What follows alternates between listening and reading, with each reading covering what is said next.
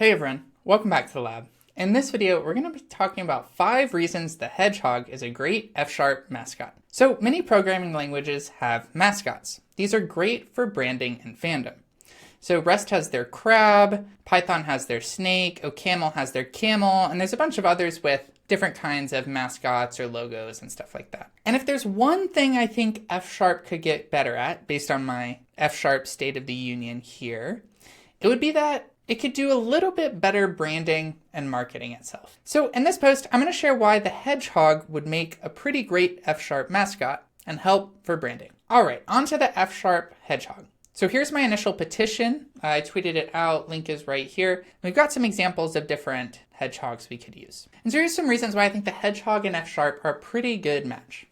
So the first reason is just that it's a standard emoji. In order for a programming language mascot to be useful, it needs to have an emoji. This allows usage on more social platforms and thus is better for branding, especially for things like usage in your profile and stuff. You see the crab everywhere. You probably see the camels everywhere. It really needs to be text-based and really needs to be like ASCII-based. And so it needs to be just a standard emoji you can use in any of these. Obviously, the hedgehog has one, which makes it a potential choice. The next is that a hedgehog is sharp with good defenses. So a hedgehog has lots of spikes and thus is sharp, which is good, F#. But also F# leans towards strongly typed, value-based, and expressive domain modeling, which generally leads to safer and thus more defensive programs than more mainstream, imprecise types and exception-based flows in other programming languages. I really like the Scott Wlaschin from F# for Fun and Profits term that really what we want to do is make invalid states impossible to happen in our programs. And while this might seem very idealistic and is hard to actually do in practice, F#'s type system and the way it forces you to be more expressive, allows you to be more expressive about your logic and your types and how it all flows together, actually makes it a lot more possible than you can in other languages without this. The next reason is that the hedgehog is small and powerful. So you think of a hedgehog, it's very tiny. And I think this matches F#'s very concise ergonomics for safe and expressive logic. And in many ways, when I think about F#, it's kind of like an 80% mix of a lot of the best things of other languages. And so a lot of people say that, Python is very fun to use and very tiny because it doesn't have to do a lot of boilerplate. F# is very similar. It has very limited boilerplate, which usually means that the programs are like much smaller, but also because of the expressiveness, because of the type system, you get a lot of power per line of code that you're writing. So it becomes very small, but very powerful. The next is that hedgehogs are lazy and sleep a lot. I think they sleep 18 hours a day. They're very lazy. They hibernate. So lots of sleeping.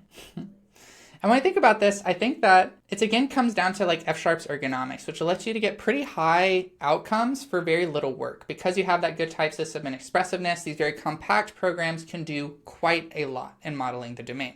And also when we think about F#, we're kind of going towards immutability. We don't want to be doing that many mutations, things like that. And so a lot of things we can do lead towards laziness. And here laziness is not a bug. It's actually a feature, both in terms of what the programmer has to do, but also what the program ends up doing with lazy evaluation and how that can actually make your program more performant overall. And finally, the hedgehog can thrive in many different environments. So hedgehogs can live in all sorts of environments, from human gardens to forests to deserts. And similarly, when I think of F#, it's really a general programming language. It's not like it can only be used for one specific application. It runs on .NET, which again is kind of like an 80% runtime. It's very good at many different things and has a good balance of all of those. So it makes it suitable for workloads of all kinds. So it's very generalizable, can work in many different environments. And finally, the bonus version is that hedgehogs are fun. And of course, F# is a very fun language. Shout out to the San Diego Zoo for all of these hedgehog facts.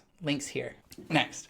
So we still don't have an official F# mascot yet, so your input and support is needed to improve F#'s branding.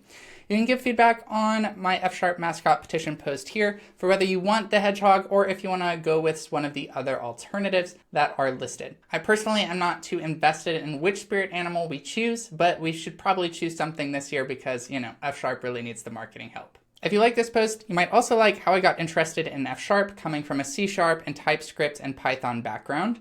You might also be interested in the best way to get started learning and building with F#, which is my recommended path for newcomers to F# to understand what makes it different from other languages, why it's good, and how you can actually get started with it, building your own apps, websites, programs, etc.